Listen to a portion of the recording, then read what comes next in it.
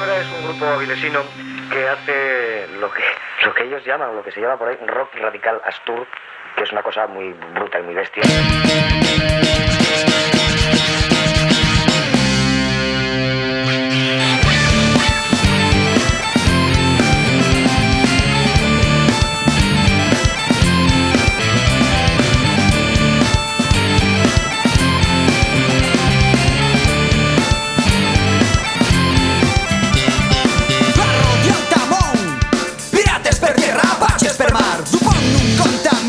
No